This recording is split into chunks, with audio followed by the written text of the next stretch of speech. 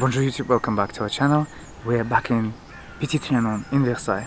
But we're not going to be taking you through the palace, we're going to be taking you through the garden and try and find some ghosts because apparently it's haunted. Let's go.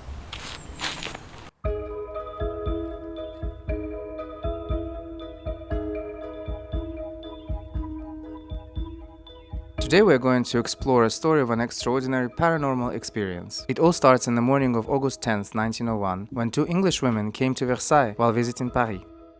The first woman was Anne Elizabeth Moberly, or known as Annie, and she was a principal at St. Hugh Hall College in Oxford. It is said that she was a medium as well. Her companion was Eleanor Jourdain, a vice principal at the same college. She was a great lover of France and its history. As most of the people visiting Versailles, they decided to see all in one day, so they first visited the main chateau and then came over to the Domaine de Trianon.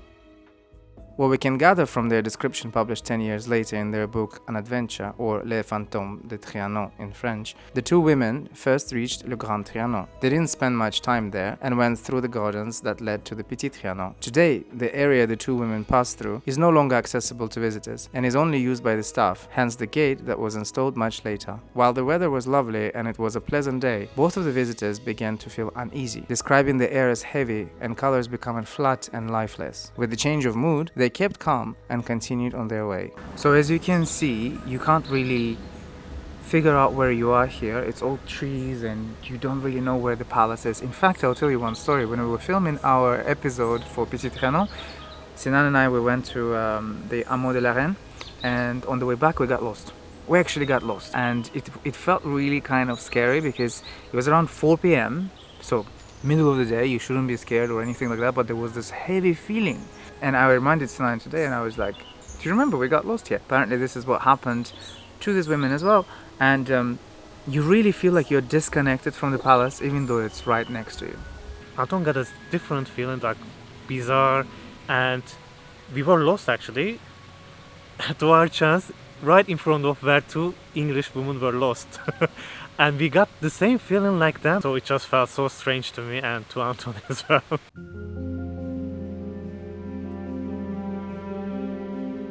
Miss Moberly and Miss Jourdain suddenly found themselves in front of two men wearing green coats, tricorn hats, carrying spades. They asked them for help and were told to go in the direction which today would point them to La Grotte. Naturally, we followed in the same direction. Voila, we're lost again.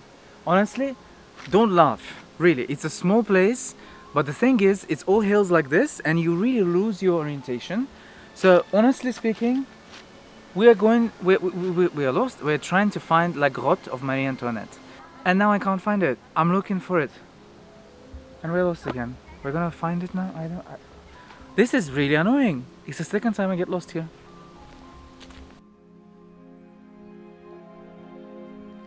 So imagine early 20th century. They're walking around here. They're lost. And they were saying that they were looking for Petit Trianon, but they couldn't find it. And in fact, it's the reality. From here, you don't see Petit Trianon at all. You would think it's just so close, but you can't see it. But this is approximately the place where they were walking around on this path, trying to find Petit Trianon.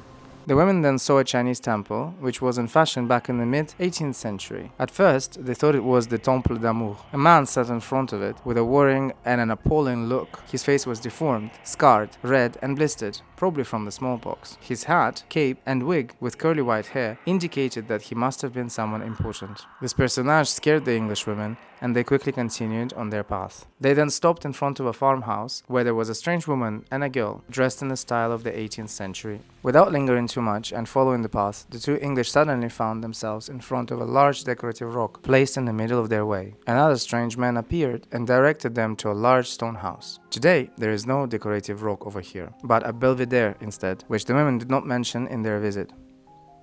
But an interesting fact that these two English women, neither of them saw this Belvedere, even though it existed back then. This Belvedere was built in 1781 by the architect of Marie-Antoinette, Richard Mick. Most of the time, Marie-Antoinette was coming here to listen to music. And instead of Belvedere, these women claim to have seen a Chinese pavilion, which didn't exist when Marie-Antoinette was already the queen.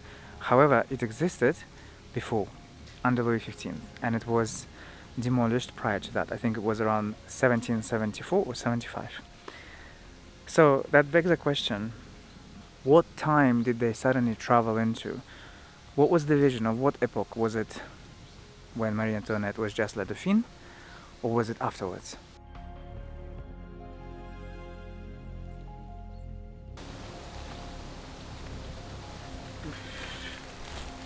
I feel like I'm in military. You've never done military. No need.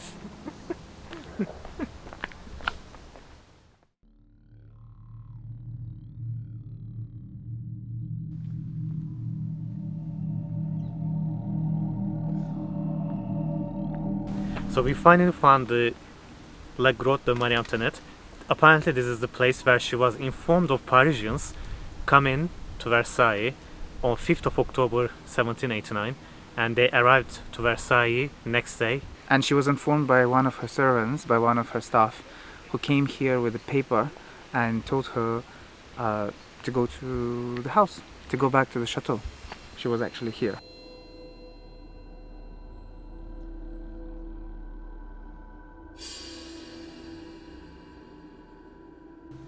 Wow. Unfortunately, we cannot go inside because of security reasons. It's locked, but this is the place where Marie Antoinette was spending her time. That's where the rumors were coming from, actually. Well, interesting, but I can see why there were so many rumors. And I don't know why anyone would like to sit here. It's just so creepy. I don't want to even spend one more minute here. It's just creepy. I don't know what Anton thinks about this place, but to me it's very gloomy and creepy. Honestly, I'm not feeling it. Really, I'm not feeling it because... It's so dark. No, it's not about that. It's just... it gives me like this really... uneasy feeling. I don't know. And it's like as if it's like... something is gonna... okay, you know what? If there is a ghost of Marie Antoinette somewhere around... You know what? We're going. Thank you very much. We are respecting you, Marie Antoinette. Thank you very much. Sorry to disturb you. It makes me feel a bit... Yeah, I'm a bit uneasy. Yeah. This place freaks me out the most. The garden is fine, whatever. You can like get a heavy feeling, whatever. But this place, And honestly, why would you do something like this? Why would you build something like this and hide here? Have secret rendezvous? I don't know. It makes me feel uneasy. And Sinan is already saying, let's go, let's go, let's go. You know what the thing about Sinan? He will never admit that he's scared of something. He'll pretend that, he's not like bothered. But then he'll be like the first one to leave. And he'll be the first one running ahead of everybody else. If anyone is leaving, he'll be the first one leaving. I'll be in the back somewhere like trying, I don't know, help people, whatever. This one will be running. You know. It makes me feel so uncomfortable. So this was la Grotte de la Reine. The Marie-Antoinette, where she received the letter. And apparently the British ladies saw her. One of them claims to have seen her, but already at the palace, at the chateau, sitting in a white robe, in a white dress, with a piece of paper in her hand. So they're connecting that maybe that piece of paper is the one that she received, that vision that she got, is the one that basically of Marie Antoinette receiving the paper on the 5th of October. I don't know. I'll just say that I'm very uncomfortable. Yeah.